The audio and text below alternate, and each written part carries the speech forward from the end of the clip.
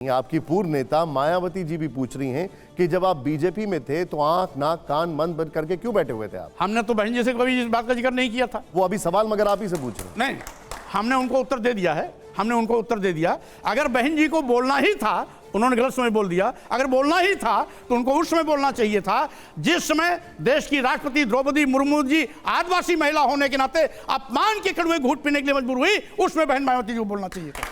बहन जी को उसमें बोलना चाहिए था जिसमें तत्कालीन राष्ट्रपति को ब्रह्मा मंदिर में जाने से रोक दिया गया और राष्ट्रपति को अपमानित होकर के लौटना पड़ा था। बहन जी को उस समय बोलना चाहिए था। आप मुझे इतना समझाइए कि आपको साधु संतों से इतनी दिक्कत क्या है? हमें कोई दिक्कत नहीं है, मैं सबका सम्मान करता हूं।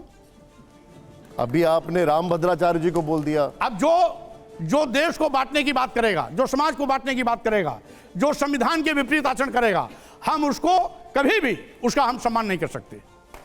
मैं सुनाता हूं आपको, जरा प्ले करिए इसको, जरा सुनाइए इसको जरा। ये साधु हैं, ये संत हैं, गेरुआ वस्त्र पहनने वाले, ये सारे के सारे जो आतंकवादी चेहरे थे, एक एक करके उनकी जुबान फूलने लगी। हमारा क्या बिगड़ा, लेकिन तुम्हारी असलियत आगे आ गई। तुम साधु वेश में आतंकवादी हो, ये चेहरा पूरी दुनिया ने देखा कि किस प्रकार से इन्होंने हरकत तुमने किया। ये साधु संत आतंकवादी आप कह देंगे उनको? गेरुआ वस्त्र वालों को आतंकवादी कह देंगे अब आप? कोई भी किसी प्रकार का वस्त्र पहन ले, वस्त्र किसी को सर्टिफिकेट नहीं देता कि आप बहुत ईमानदार हैं।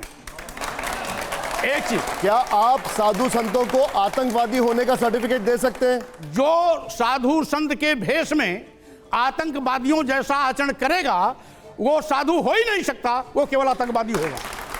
क्योंकि जिनको इंगित करके मैंने कहा था, ऐसे साधु संत के भेष में कोई स्वामी प्रसाद मौर्य का स्तर कलम करने का फतवा जारी करता है, कोई हत्या करने की बात करता है, कोई सिर काटने के लिए 51,21 करोड़ की बात करता, देने की बात करता है, कोई जीभ काटने की बात करता है, कोई हाथ काटने की बात करता है, कोई नाक कान काटने की बात करता है। ऐसे लोग कभी भी साधु संत नहीं हो सकते, आतंकवादी होते हैं। मुझे एक बात बताइए, अगर पैगंबर साहब के खिलाफ कोई बयान देता है और फिर कोई मौलवी कहते हैं सर तन से जुदा, तो आपने कभी किसी मौलवी को आतंकवादी कहा? आपने कभी किसी मौलवी को आतंकवादी कहा, किसी मौलाना को आतंकवादी कहा आपने? जो भी आतंकवादी कृत्य करते हैं वो आतंकवादी होते हैं। उदयपुर में कन्हैया का सर कलम कर दिया गया, आपने कहा आतंकवादी? आप ये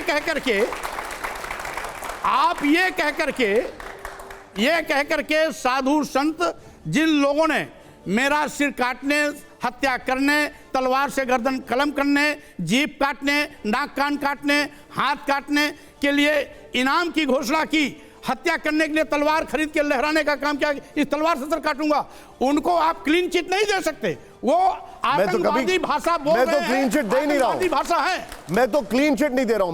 मेरा सवाल यह है कि आप एक तरफ को बयान वैसा देते हैं, दूसरी तरफ में आप खामोश क्यों हो जाते हैं? नहीं, खामोश नहीं होता हूं, चूंकि वो मेरे ऊपर मैं देख रहा हूं, खुद मेरी हत्या कर रहे हैं, मेरा सिर कलम करने की बात कर रहे हैं। भगवा पहने हुए आपका मुख्यमंत्री था जब आप खुद मंत्री थे। लेकिन उस समय योगी आदित्यनाथ जी ने कभी ऐसी बात नहीं कही थी। अगर बात करते तो मैं उनके खिलाफ भी जंग छेड़ता। क्या बात करते हैं आप? शिवानंद जी। स्वामी प्रसाद जी, अभी जोशी जी जिस कोर्ट का जिक्र किए, आप उस जवाब को नहीं दे पाए। 7 जनवरी 2022 को उत्तर प्रदेश में आचार संहिता लगा। 5 जनवरी या 4 जनवरी को आप शाहजहांपुर में बतौर मंत्री एक कार्यक्रम में शामिल हुए। 8 या 9 जनवरी को आप पार्टी छोड़ दिए।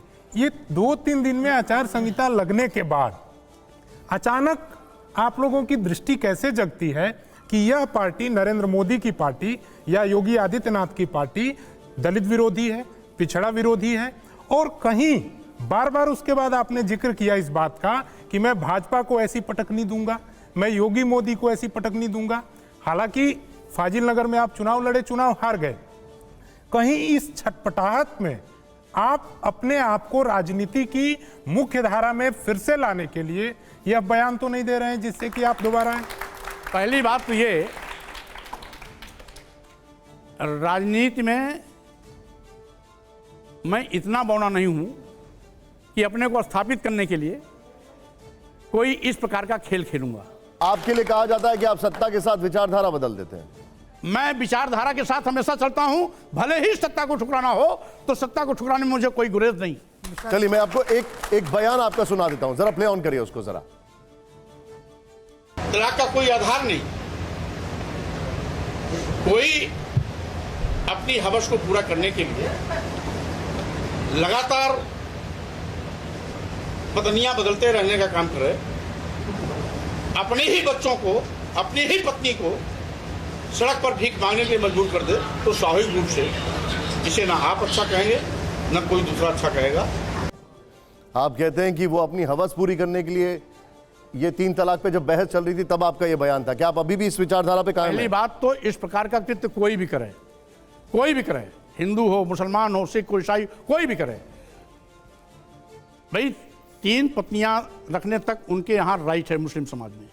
अगर कोई 6, 7, 8 करता जा रहा है, कोई सीमा होनी चाहिए। नहीं, लेकिन मुझे एक बात बताइए, क्या आप अभी भी ये मानते हैं कि मुसलमान अपनी हवस पूरी करने के लिए 3 शादियां करते हैं या 4 शादियां उसमें करते हैं? किसी का नाम नहीं, उसमें कोई भी, मैंने कहा है, कोई भी हवस अपनी पूरी करने के लिए अगर अपनी पत्नियों को त्याग करता है और नई के साथ संबंध बनाता है, ये अच्छी परंपरा नहीं।